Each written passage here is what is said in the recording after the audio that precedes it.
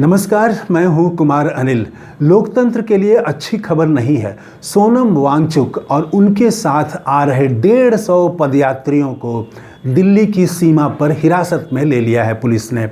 ये हिमालय की रक्षा के लिए पदयात्रा कर रहे हैं और लद्दाख की रक्षा के लिए कर रहे हैं और सबसे अपने समय का सबसे शांतिपूर्ण ढंग से ये पदयात्रा आ रही थी, उसको हिरासत में ले लिया गया है।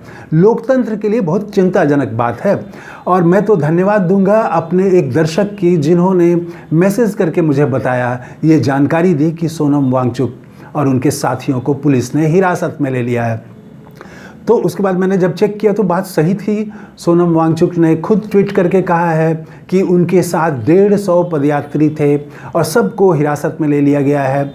उनमें बूढ़े हैं, बुज़ुर्ग हैं, समाजसेवी हैं, महिलाएं हैं, पूर्व सैनिक हैं और पैरों में लोगों के छाले पड़ गए हैं, कई लोग बीमार हैं, दवाओं की ज़रूरत है, वो सबको हिरासत में ले लिया गया है। और कहाँ ले जाया जा रहा है, आगे क्या होगा, इसकी कोई जानकारी नहीं है मुझे। तो एक चिंता भी है।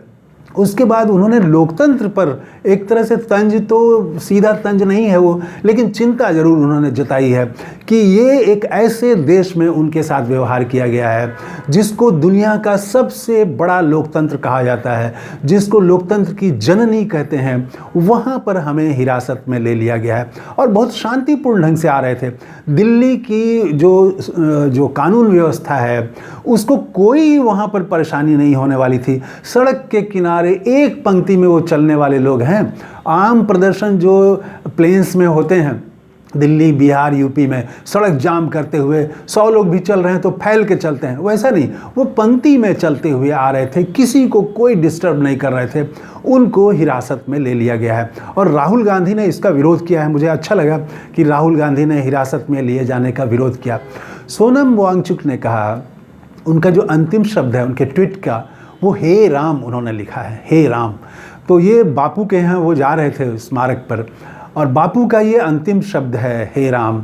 तो वही हे राम उन्होंने सोनम वांगचुक ने लिखा है। तो सचमुच में बहुत ये चिंताजनक बात है, लोकतंत्र के लिए अच्छी बात नहीं है। और बड़ा मतलब राहुल गांधी ने जो लिखा, उन्होंने तो याद किया किसान आंदोलन को कि वहाँ भी आपने सत्ता को कहा कि वहाँ भी आपने चक्रव्यूह रचा था, तो उस चक्रव्यूह को जिस तरह से तोड़ा गया वैसे ही आपके अहंकार को तोड़ेंगे और लद्दाख की आवाज़ सुननी ही पड़ेगी, ये उन्होंने राहुल गांधी ने कहा। हिरासत में लिए जाने पर कहा कि ये हमें स्वीकार नहीं है।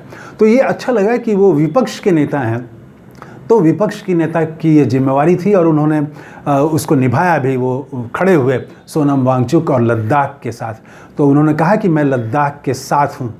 तो ये जो घटनाक्रम हुआ, आप देखें कि देश में लोकतंत्र का मतलब क्या है। लोकतंत्र का मतलब है कि प्रतिरोध करने का अधिकार है आपको, विरोध, ये हमारा संविधान अधिकार देता है, विरोध करने का अधिकार है आपको, भिन्न विचार, सरकार से भिन्न विचार रखने का आपको अधिकार है। जो सरकार का रुख है, आप देखिए कैसे कैसे एजेंडा बनाए जा रहे हैं, उस पर लोग बोल रहे हैं, उस पर लोग कर रहे हैं, लोग अजीब अजीब बातें हो रही हैं। वो जो नफ़रत फैलाने वाली बातें हैं, उसमें सुप्रीम कोर्ट तक को वो लड्डू वाले मामले में बोलना पड़ा कि कोई तथ्य नहीं है लेकिन कह दिया जा रहा है। तो ये सांप्रदायिकरण करने की बात अगर आप करें तो ठीक है, लेकिन आप हिमालय की रक्षा करने की बात करें, लद्दाख की रक्षा की बात करें, लद्दाख के लोग क्या मांग रहे हैं? कोई चांद तो मांग नहीं रहे हैं, वो सिर्फ ये कह रहे हैं कि लद्दाख को 6th शेड्यूल में शामिल कर लिया जाए। 6th शेड्यूल में शामिल करने का मतलब है कि वहाँ आप धड़ाधड़, जिस तरह से हिमाचल में हो रहा है कि सीमेंट की फैक्ट्रियाँ लग रही हैं और वहाँ से धूल का एकदम से गुबार जो है वो उठ रहा है, पेड़ पौधे, पर्यावरण सब नष्ट हो रहा है, लोग, आसपास के लोग बीमार हो रहे हैं, तो वैसा लद्दाख नहीं चाहिए। उनका कहना है कि 6th शेड्यूल में शामिल होने पर वहाँ पर तब वहाँ की जो संस्कृति है, वहाँ की जो परंपरा है, वहाँ की जो प्रकृति है, जो नेचर है, जो हिमालय है, उसकी रक्षा हो सकेगी।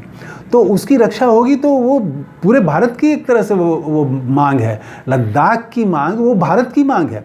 लद्दाख सुरक्षित रहेगा, हिमालय सुरक्षित रहेगा, स्वस्थ रहेगा अगर हिमालय, तो शेष भारत भी स्वस्थ और सुरक्षित रहेगा। तो इस मांग के लिए वो आ रहे थे, लेकिन सरकार जो है, सत्ता, ये किसी भी भिन्न आवाज़ को, विरोध को, प्रतिरोध को बहुत तिरस्कार की नज़र से देखती है। खुद प्रधानमंत्री मोदी ने संसद में आंदोलनजीवी शब्द का इस्तेमाल किया था। तो ऐसे लोगों को आंदोलनजीवी कह के उनका मजाक उड़ाया जा रहा है। लेकिन अब देश का मिजाज बदल रहा है और ये समझना चाहिए सत्ता को कि लद्दाख की जो आवाज़ है वो बहुत शांतिपूर्ण ढंग से आ रहे थे।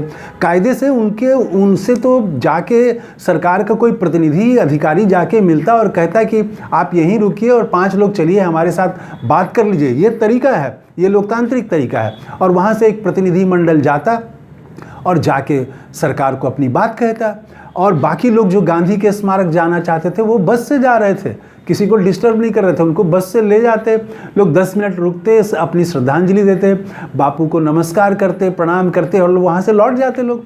कितनी सिंपल बात थी। लेकिन इसको ही, इतनी सिंपल बात भी सरकार को, सत्ता को लगता है कि स्वीकार नहीं है और अनावश्यक थी। मैं तो कहूँगा इसकी कोई ज़रूरत नहीं थी इनको हिरासत में लेने की।